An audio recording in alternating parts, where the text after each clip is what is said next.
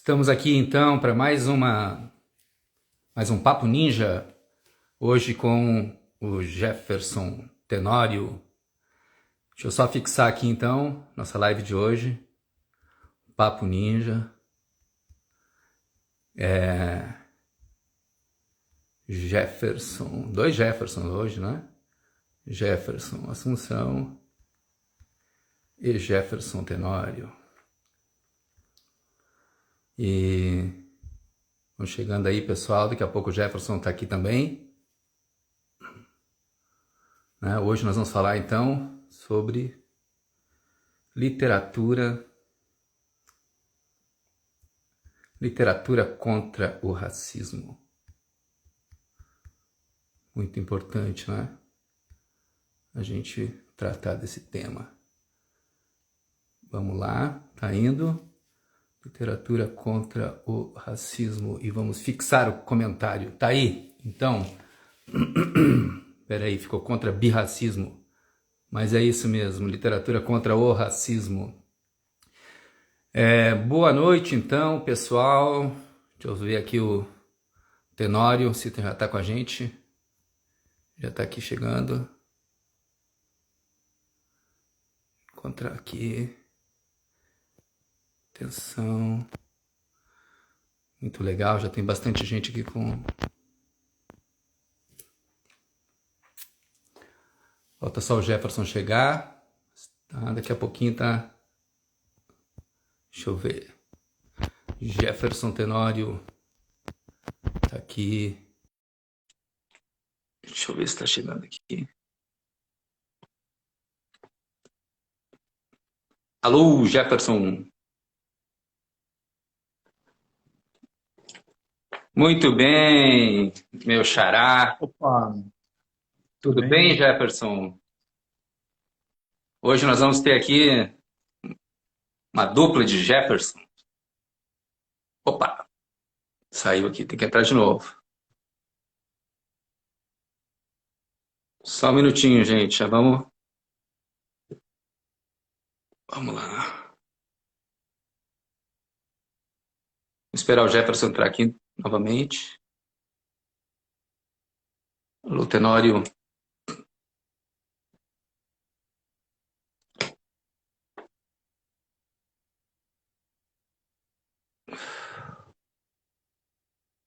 Tcharam.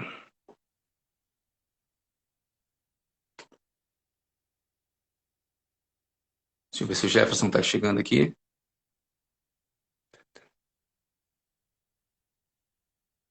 Atenção.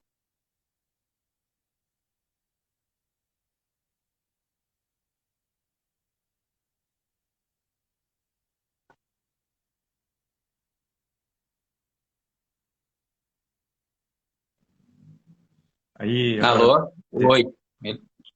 Voltou aí então, opa, Jefferson? Tudo bem aí? tudo, agora sim. Maravilha. Boa noite, então, pessoal, todos, todas. Hoje uma noite muito bacana aqui da gente conversar. O meu amigo Jefferson Tenório, eu sou o Jefferson Assunção, escritor, professor de escrita criativa na Quadro Amarelo. E é um prazer enorme estar aqui com essa figura muito talentosa que eu conheço já há muito tempo, o Jefferson Tenório. E eu vou apresentar ele rapidinho para a gente já começar, né, o nosso Papo Ninja de hoje. Um Papo Ninja sobre, né, O Avesso da Pele, né, esse livro aí que está super, super legal, chegando com tudo, né, O Avesso da Pele, com essa, né, essa perspectiva ali muito bacana do livro, né, e que a gente vai explorar um pouco aqui, né, a literatura contra o racismo. Jefferson Tenório é carioca, né, ele nasceu em 1977, mas mora em Porto Alegre já, né, há bastante tempo. É uma figura aí que está transitando sempre entre, né, esses dois lugares aí, mas que agora já é gaúcho, né, o Jefferson? Boa noite para ti. Queria que tu começasse, né, um pouco falando sobre uma frase que eu acho muito bacana do início, né, do início do teu livro e que está, né, é que começa assim, ó, é necessário preservar o avesso, você me disse, né? Que o Pedro fala para o Henrique, né? Preservar aquilo que ninguém vê, porque não demora muito e a cor da pele atravessa nosso corpo. Queria que tu comentasse um pouco, né, essa frase para a gente já começar a nossa conversa. Bom, boa noite a todos. Obrigado pelo convite. Jefferson, meu xará, amigo de tanto tempo, né, de tantos anos. A Mídia Ninja também, né, e a todo mundo aí também que está nos assistindo.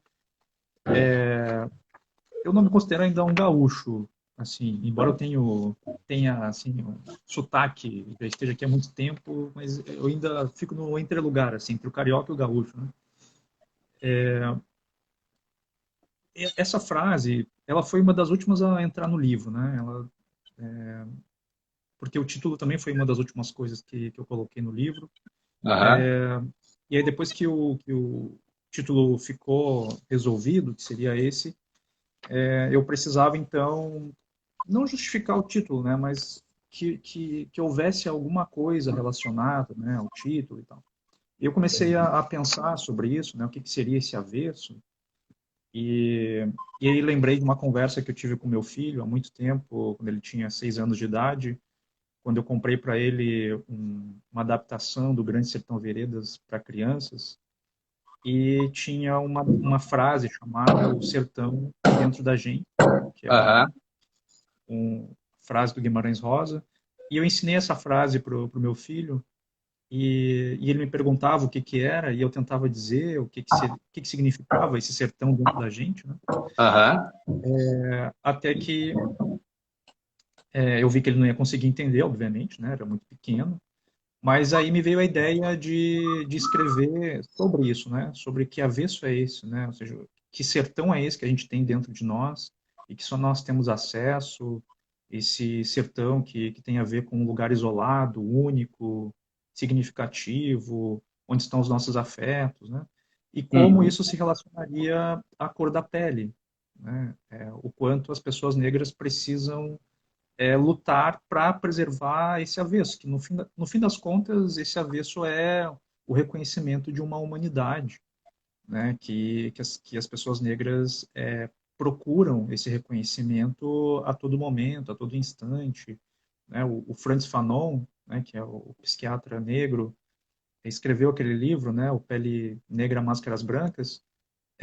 O livro todo do Frantz Fanon é isso, né? O que quer um homem negro? Né? Ele se pergunta no início desse livro. Ele quer um reconhecimento de humanidade. Então, o Uhum. avesso, preservar o avesso, é preservar a própria humanidade em função do racismo e de tudo desses discursos, né, preconceituosos, né, que se fazem em relação às pessoas negras. Então, o avesso tem a ver com isso. Né? Uhum. É uma frase muito forte, né? E hoje, né? Enfim, mais um dia, né? Que a gente aí, né, pensando aí na semana passada, né? Aí o julgamento do policial que matou, né? O George Floyd. A gente vê que ele estava, né? Enfim, que é um momento que deu uma visibilidade também de uma maneira negativa, mas chegou, né, à sociedade, né, um pensamento sobre a pele, né, um pensamento sobre o interior das pessoas também. E eu acho que tu conseguiu, né, trazer isso à tona. Como é que tu vê esse momento, assim, o momento do teu livro em relação a esse mundo, né, tão transformado? Eu acho que teve uma transformação grande, né, nessa discussão toda, não só, né, com o caso do George Floyd, mas também com o João, né, lá, né, aí em Porto Alegre, né, aquela cena horrível, né, um terror, né, da morte dele. É, como é que tu vê a relação assim dessas duas coisas? Porque nós vamos falar hoje sobre literatura, né, e racismo, ou seja, essas duas coisas, né, como é que a gente como é que a gente conecta e pensa sobre elas? Bom, eu acho que eu tenho um sentimento ambíguo em relação à literatura e na verdade, ao meu livro e a esses eventos trágicos, né, que nós tivemos. Sim. Ele foi um livro que ele começou a ser pensado e escrito em 2015, então não se tinha no horizonte, né, que ele seria lançado justamente num ano, né, em que aconteceu essas tragédias. Mas para quem é negro e para a população negra, o que o mundo acabou vendo em 2020 é uma coisa que acontece na vida das pessoas negras diariamente e há muitos anos, né? Então, quando eu Uhum. pensei em escrever o Avesso da Pele e pensei em colocar a violência policial, o racismo, era mais no sentido de que eram assuntos que me afetavam e me afetam todos os dias, né? Então, me parecia natural que eles aparecessem no meu livro, e se ele fosse lançado em 2020 ou 2027, ainda seria um assunto que me afeta bastante, né? Uhum. Mas eu digo que eu tenho uma relação ambígua com esses eventos, porque ao mesmo tempo em que eu fico feliz, né, do livro ter ganhado uma proporção, das pessoas terem se interessado pelo livro, né, eu também tenho uma tristeza, né, por ter um livro muito próximo da realidade, né?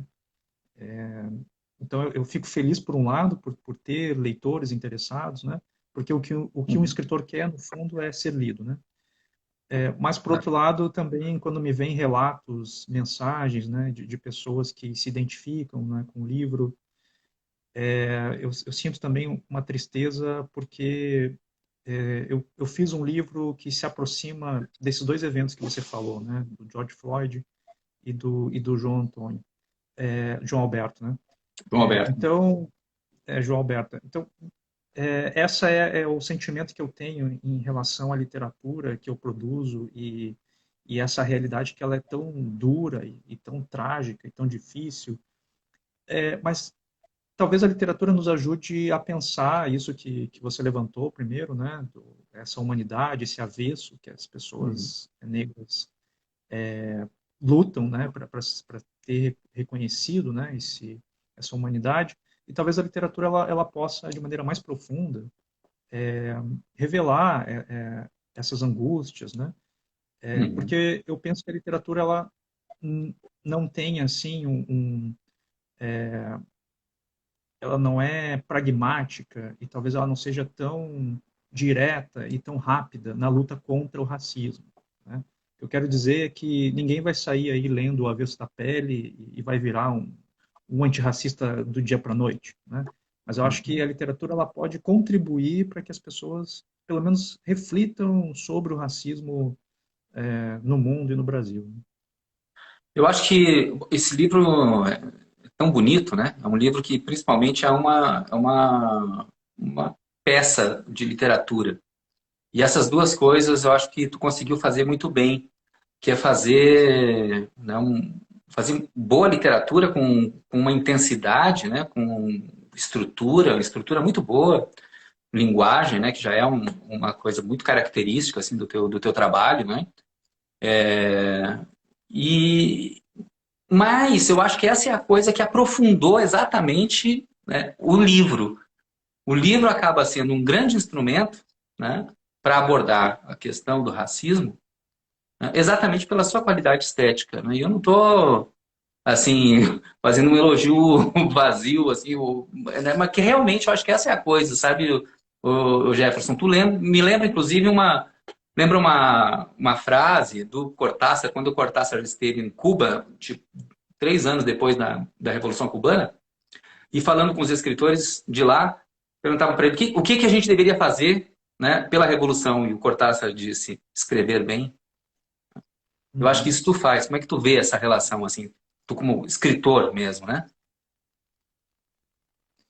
Eu lembrei de uma frase de uma poeta portuguesa, Sofia Anderson, de Mello Anderson, né? Ela também tinha essa mesma ideia, né? O que é preciso fazer, o que a literatura pode fazer, né?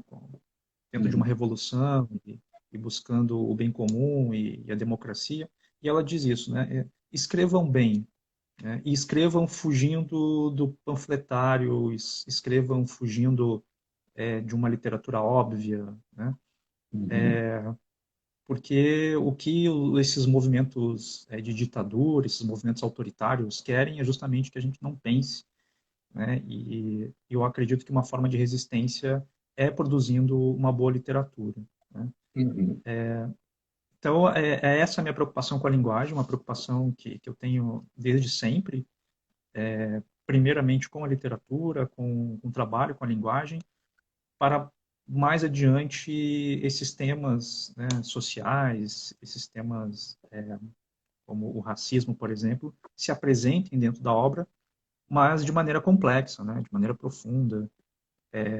É um modo de a gente fazer com que as pessoas pensem, né, sobre aquele assunto. E o problema do texto mais panfletário, assim, ele fica datado, né? Uhum. E, e talvez, em alguns momentos, Jefferson, eu acho que é necessário que esses textos mais panfletários, mais diretos, eles devam existir, né? Uhum. Assim, no sentido de fazer alguma coisa mais pragmática, assim, né? Sei lá, faz um poema que seja mais direto e que fale, né, do Sim. que a gente está passando. Eu acho que é necessário, mas a literatura é vasta e ela tem um guarda-chuva aí para abrigar todo mundo, né? Desde essa literatura mais direta, panfletária, às que se propõem a mais profundas, né? Uhum. No teu livro, né, o Henrique, ele foi aluno do Oliveira, do Oliveira Silveira, né, e é algo tão interessante porque conecta com uma Porto Alegre da minha época, né, eu sou um pouco mais velho que tu, mas uma Porto Alegre que, enfim, do Fórum Social Mundial, uma Porto Alegre ativista, uma Porto Alegre, né, do movimento negro tão forte, né, que teve uma repercussão nacional, que foi o próprio 20, o Dia da Consciência Negra e o Oliveira Silveira, né, ali, né, dentro dessa, puxando, na verdade, essa discussão. E tá ali no teu livro, né, tão bem, enfim, tão bem encaixado ali, né? Como é que tu vê, assim, esse momento, né, de Porto Alegre, na comparação com aquela Porto Alegre, sabe? Aquela Porto Alegre ativista, aquela Porto Alegre que era ali um laboratório social de políticas, né? Enfim, no que vem se tornando, né? Só para terminar, tu teve por último agora, inclusive, problemas por causa de uma coluna, né? Publicada lá no jornal Zero Hora. Tu vê uma conexão de uma coisa com a outra? Só por causa do Paulo Freire ou foi por causa também, né, de alguma forma de racismo? Bom, assim, o que eu posso dizer é que a minha vinda para cá, para o Rio Grande do Sul, né, eu cheguei aqui aos 12 anos, saindo do Rio de Uhum. Janeiro, e eu percebi algumas mudanças, assim, né? A primeira, a mudança de temperatura, né? Saí do Rio de Janeiro com 27 graus e paro aqui com 10 graus, chuva, né? E aí vou morar no bairro Bom Jesus, na periferia. Então é uma mudança bastante drástica, assim, né? Uhum. Em poucos meses eu descobri o racismo aqui, né? Uma coisa que eu ainda não tinha passado no Rio de Janeiro. E se eu certamente eu devo ter passado por situações de racismo no Rio de Janeiro, mas eu não tinha me dado conta, né? E Uhum. aqui no Rio Grande do Sul, em Porto Alegre, foi algo que rapidamente me fizeram entender que eu tinha uma cor, né? Então essa foi uma das primeiras mudanças. Depois, quando eu fui crescendo, adolescência e quando eu entrei na faculdade, se tinha essa ideia de que Porto Alegre era uma cidade bastante politizada, né? Era a ideia que se tinha, era a ideia que se passava, assim. Eu me Uhum. lembro muito bem das pessoas dizerem, o Fórum Mundial, o Fórum Social Mundial escolher um lugar certo, né? Porque lá, né, as pessoas debatem e tal. Mas acho que é um tempo que passou, assim, nesse sentido. E não passou só em Porto Alegre, né? É um tempo que passou no Brasil todo, no mundo todo, né? Acho que o que está acontecendo com Porto Alegre está acontecendo em várias partes, né? Esse avanço da ultradireita, esse avanço de ideias totalitárias, né? Uhum. Então, me parece que é um reflexo do que está acontecendo no mundo. E, então, quando eu lanço um livro, né, que tem uma repercussão, como teve, falando sobre questões raciais, e de repente eu assumo também uma coluna, né, num jornal importante, que é o da Zero Hora, e aí começo a falar sobre questões raciais, sobre educação, né, sobre o discurso do ex-presidente Lula, eu comecei a sofrer vários ataques, né, já na primeira coluna que eu escrevi, eu sofri vários ataques, xingamentos, né, mas quando saiu a coluna sobre o discurso do Lula, e depois sobre o Paulo Freire, aí as ameaças começaram a ser ameaças físicas, né? Uhum. E aí então eu procurei a delegacia, fiz a ocorrência, o caso está sendo investigado ainda. Mas eu atribuo isso, Jefferson, primeiro a essa mudança de comportamento das pessoas, né? De ter esse grau de intolerância, esses pensamentos de censura, de totalitarismo, né? Que a gente vem vendo já há algum tempo, e ao racismo também. Né? Eu não posso ser ingênuo de Claro. achar que as pessoas olham ali a minha foto ali e já tirem as suas conclusões. Né? Então, me parece que esses ataques têm a ver, sim, com esse movimento totalitário e com o racismo. Uhum. Ainda nessa linha, né? Agora essa semana tu falou sobre o que Porto Alegre, né, o que o Rio Grande do Sul tem a aprender com Bacurau. O que que temos a aprender com Bacurau? E que Porto Alegre, eu acho que nem só Porto Olha, Alegre, né? nem só Porto Alegre tem, acho que tem muita coisa para aprender aí com Bacurau, e é um filme espetacular e que mostra uma série de coisas ali importantes quanto a questão de, primeiro, acho que quanto à questão de organização social, assim, né? Não sei quem viu o filme aqui, mas como é um filme que já foi falado tanto, acho que não tem problema dar spoiler, né? Não. Mas acho que tem ali uma organização social consciente, né? De pessoas que sabem que através da coletividade conseguem lutar contra sistemas opressores, né? Sistemas autoritários e violentos. E me parece que ali há um discurso, né, sobre a importância, né, dessa conscientização coletiva.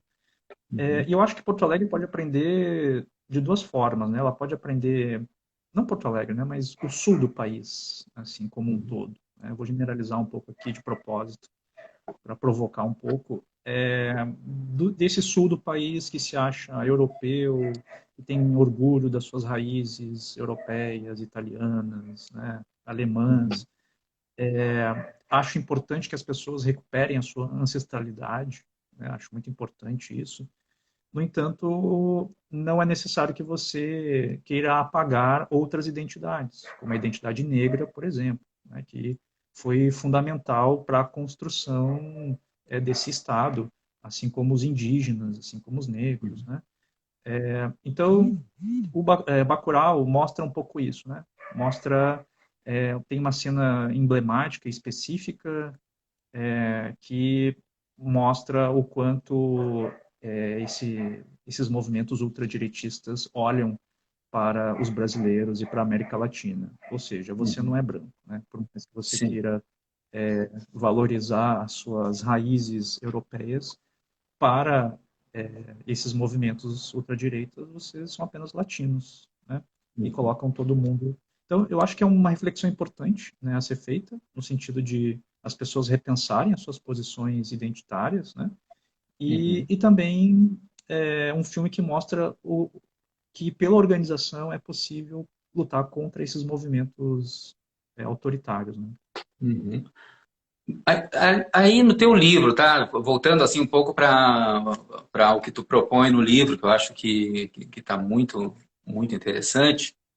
Tu realmente faz essa aportação assim quase existencialista, porque na verdade tu traz algumas questões que elas não são, né, ligadas à pele, mas ao avesso da pele, né? De maneira a questionar, né? Inclusive tem uma cena engraçada né, de uma sessão né, de terapia em que o narrador, né, acaba falando que a psicanálise, né, ela está longe das questões, por exemplo, né, negras. Como é que tu vê isso? Assim, esse passo que tu deu, eu acho, enfim, né, eu queria que tu comentasse, né, esse passo para dentro dessas reflexões, né, das reflexões sobre o que é, né, esse lugar, né, esse lugar aí reflexivo, esse lugar existencial, esse lugar, né, que a população em geral às vezes, né, não acessa, né? Eu não sei como é que tu vê. Jefferson, tu me dá um minutinho aqui, porque meu celular está quase terminando a bateria, Beleza. eu só vou carregar ele. Tá bom. Estamos aqui com Jefferson Tenório. Bastante gente chegando aí também. Legal. E aí?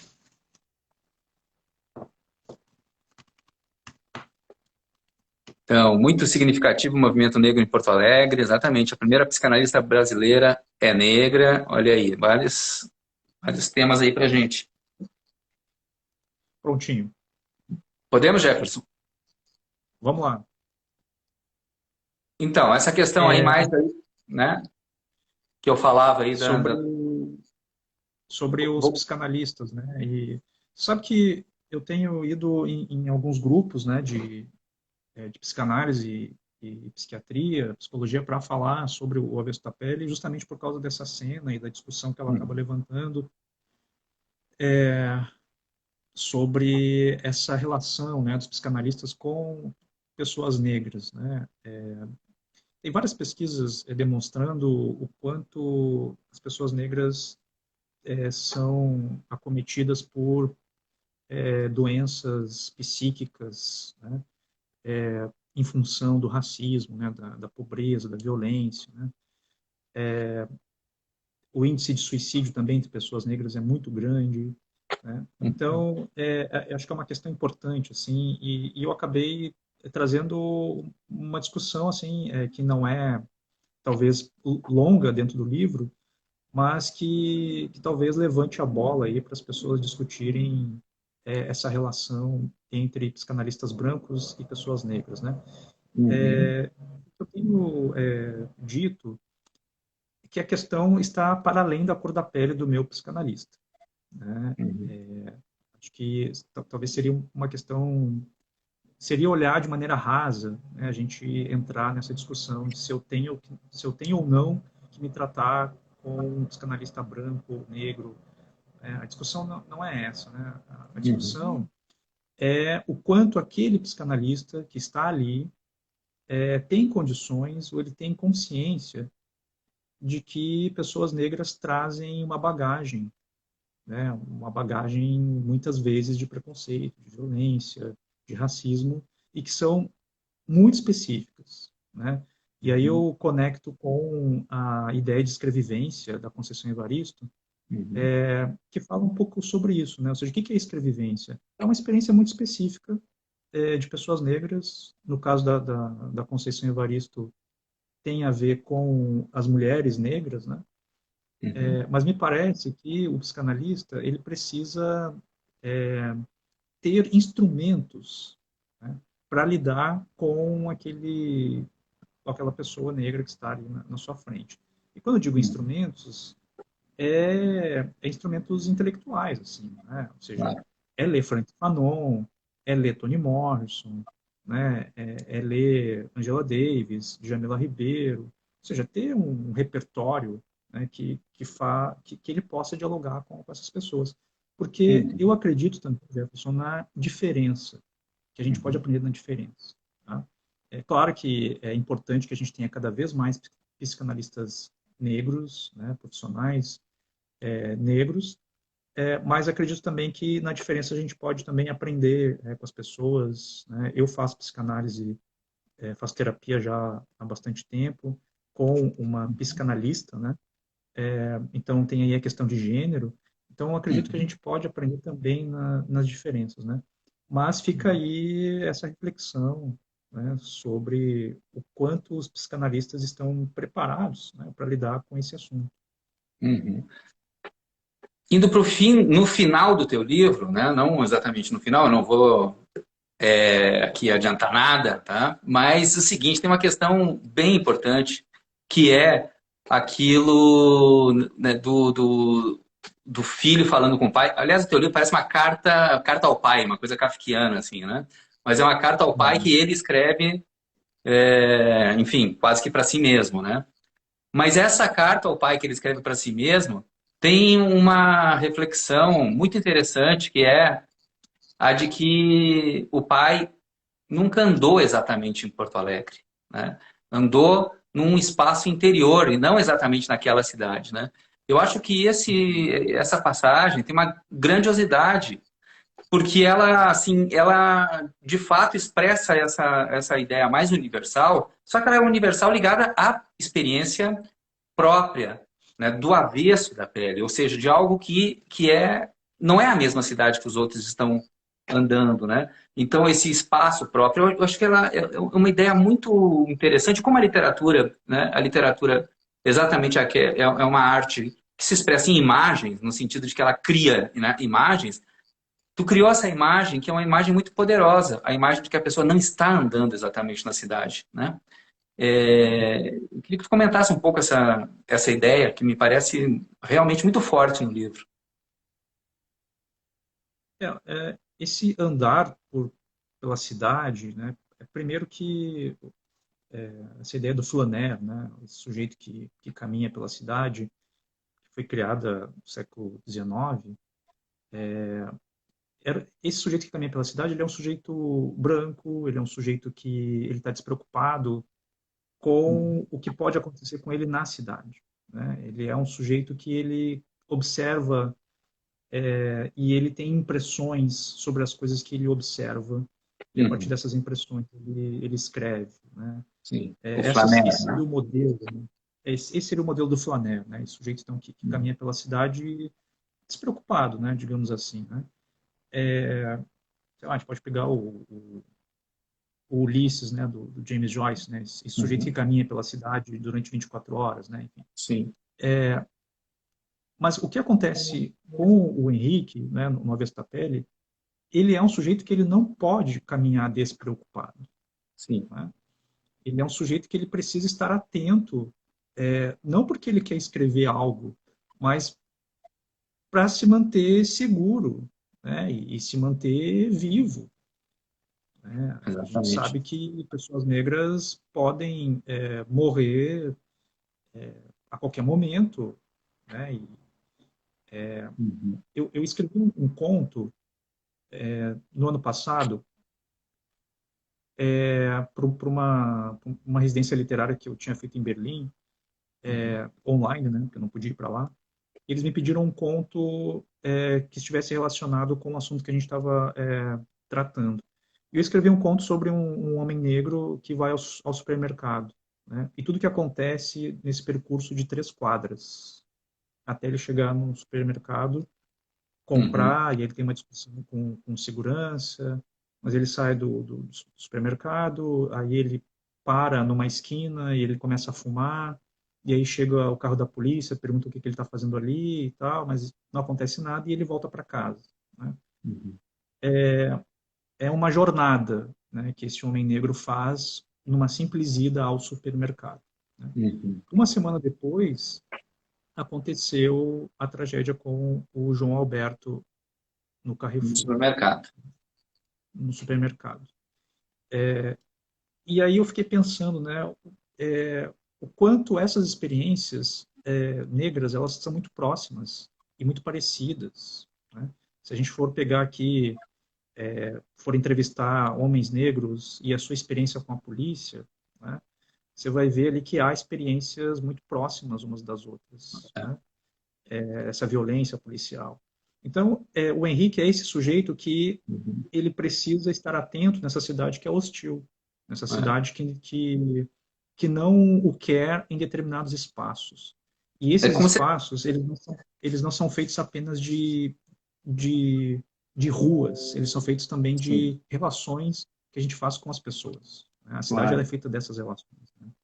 É como se o Flaner, que é uma figura da modernidade, né? Uma figura tipo assim, que anda pela cidade despreocupadamente, né? Do Baudelaire, essa figura, né, que é um símbolo da modernidade, parece vedada, né? Ao cidadão, né, negro principalmente, enfim, no Brasil, mas provavelmente em qualquer outro lugar, né?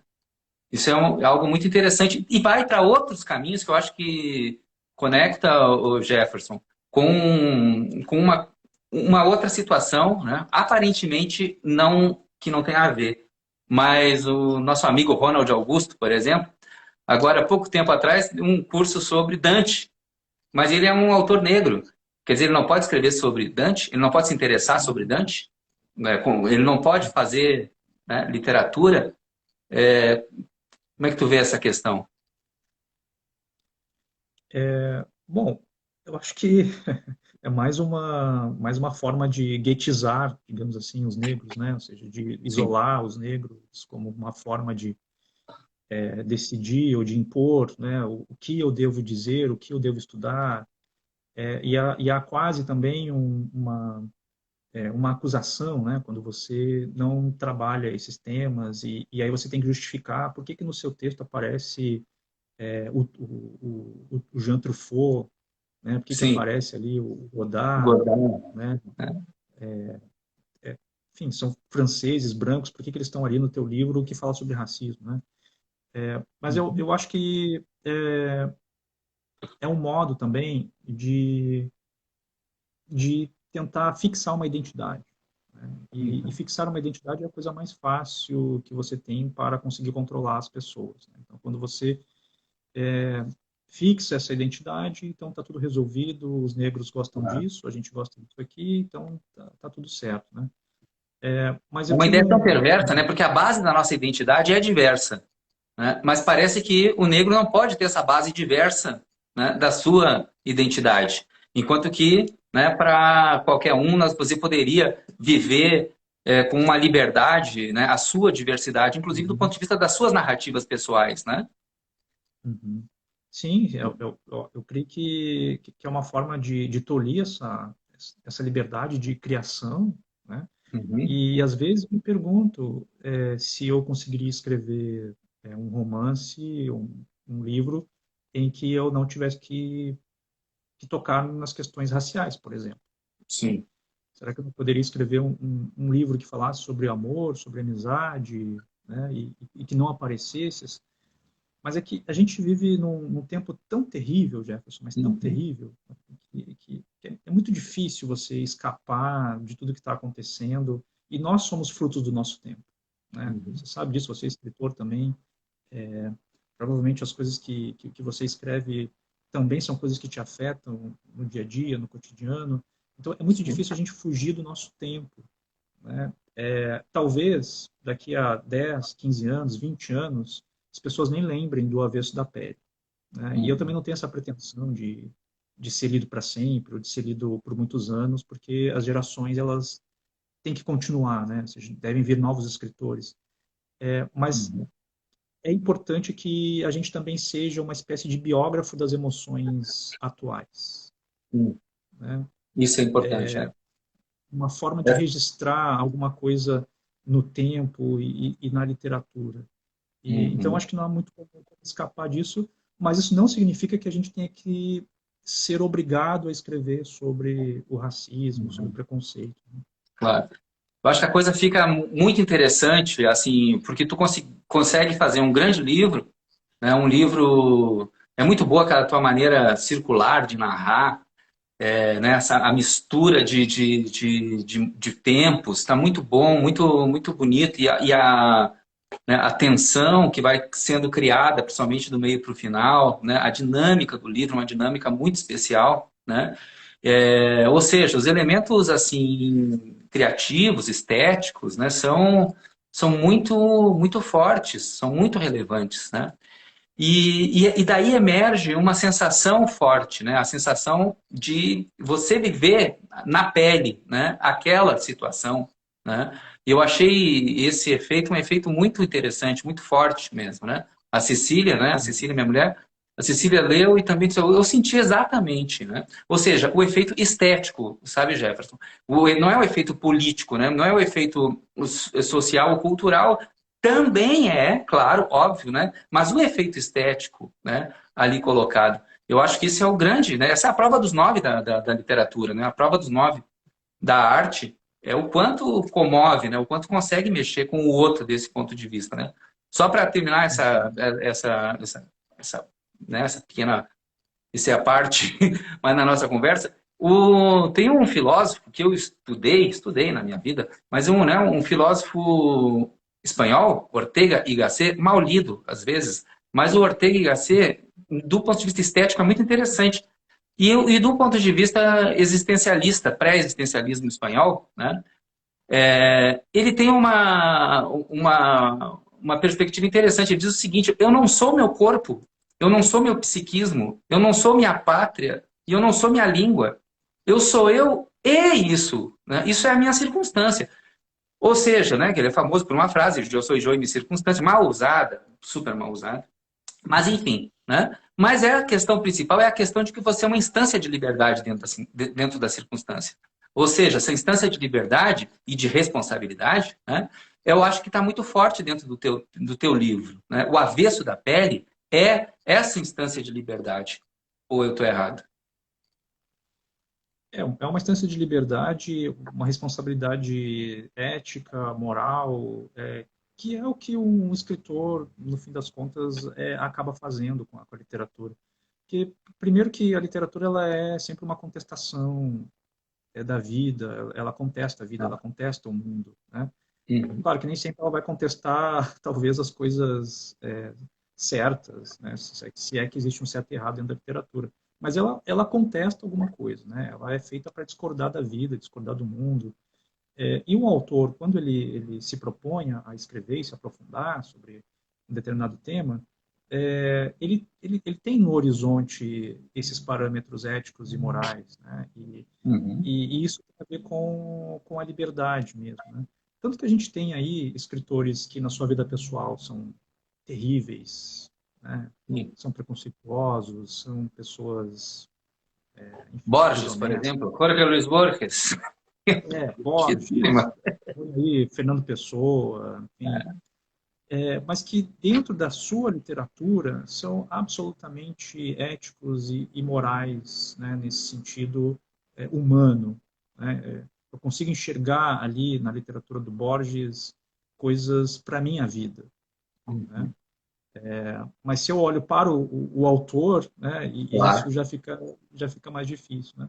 Então, me parece que Exatamente. quando um escritor ele decide pela literatura e produzir um texto que seja relevante, profundo, ele tem que ser responsável nesse sentido político, nesse Claro. sentido ético. Né? Eu acho muito interessante que tu no teu livro, né, no Avesso da Pele, o professor, né, o Henrique, ele inclusive morre, né, em função da leitura e da empolgação com a leitura, né, do Dostoiévski, né, que ele faz na sala. Então tem duas figuras ali, que é o Cortázar, né, com o jogo da amarelinha, dentro de uma perspectiva assim né, de educação sentimental do Pedro, né? E, Uhum. e o Raskolnikov como personagem do Dostoiévski, né, enfim, participa desse elemento da dinâmica do livro, né? Eu achei muito interessante, muito, como é que tu vê isso, né? Esse elemento que tu colocou ali, esse amor à literatura, né, de uma certa maneira, está colocado centralmente, né, nessa personagem, né? É uma declaração de amor mesmo aos livros e a esses autores que fizeram parte da minha vida e fazem parte da minha vida, né? Eu tive um estudo, uma formação dentro da tradição literária canônica Sim. e me ajudaram muito nesse sentido. E eu fui descobrir os autores negros mais adiante, né? O Cortázar me diz muita coisa ainda hoje. O Dostoiévski também me diz muita coisa hoje. E eu achei que era o momento de colocar esses autores dentro do Avesso da Pele. Primeiro porque era um professor de literatura, né? Então acho que faz Sim. sentido que esses personagens apareçam. E outra porque eles tinham uma função ali específica no livro, né? Como você bem disse, o Cortázar ali aparece como uma espécie de educação sentimental para o Pedro, né? E o Raskolnikov, né, o personagem do Dostoiévski, ele aparece no final do livro, um momento talvez mais sombrio do livro, né, no último capítulo, na barca, no Uhum. momento em que o Henrique vai acabar sendo assassinado. Então, há ali toda uma atmosfera do crime e castigo, né? Sim. E também no modo como o Henrique lida com a culpa. Ele é um personagem que sente muita culpa, né? A culpa por não conseguir dar conta daquele ambiente da escola, por ele ter tido um casamento frustrado, ele não ter uma relação tão boa como ele queria com o filho. Então tem uma relação ali da culpa que o Raskolnikov sente em algum momento, Sim. mas era para trazer para essa narrativa esse tom mais sombrio, né, da narrativa junto com esses personagens. Né? Uhum. E Então, uma questão também bem importante que está no teu livro, é a questão da paternidade, né? E eu sei que tu é né, o teu doutorado, tu tá, né, doutorando indo para o final, né, Jefferson? Não lembro se tu está indo para o final, mas enfim, indo para o final da tese, mas essa questão tá ali no teu livro, a questão da paternidade. Eu queria que tu falasse um pouco sobre isso, como é que esses temas, esses assuntos né, te tocam, né? bom, a paternidade era um tema que eu sempre quis escrever, logo, pelo menos depois que eu fui pai, né? E comecei Sim. aprender a ser pai, e eu achava que eu precisava escrever um livro sobre isso. E acredito que o que eu tenho pesquisado no doutorado tenha me ajudado um pouco a fazer esse arquétipo paterno no avesso da pele. Eu tenho estudado no meu doutorado as literaturas luso-africanas, né? Então Uhum. autores portugueses e autores africanos, e percebendo algumas semelhanças e diferenças na representação desse pai, né?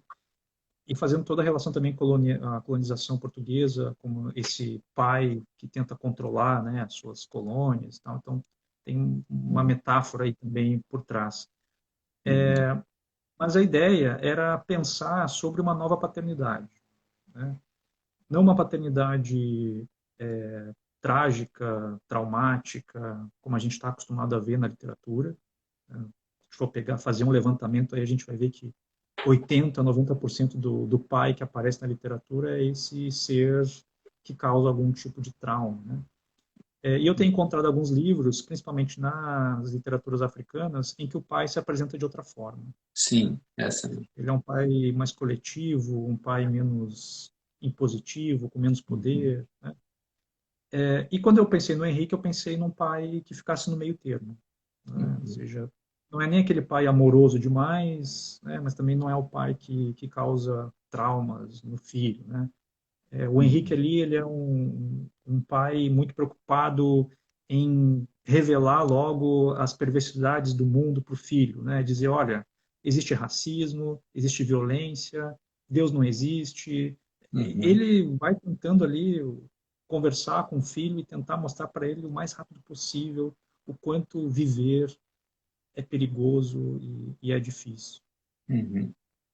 Pois é, esses temas são temas muito fortes, né? No entanto, tu vai, né, tu vai abordando com isso que já está, né, já tá lá no Beijo na Parede, né? Que é um livro lindo também, né? Essa sensibilidade, né, Jefferson? Eu acho que se expressa muito assim. O problema de conhecer o autor é que a gente sabe que tem coisas que estão ali da sua personalidade, né? Também, mas é muito afetivo, muito afetuoso, né? A forma como isso está colocado. Tem a questão social, racial, política, etc., mas sempre perpassada por né? Esse elemento da sensação, da sensibilidade.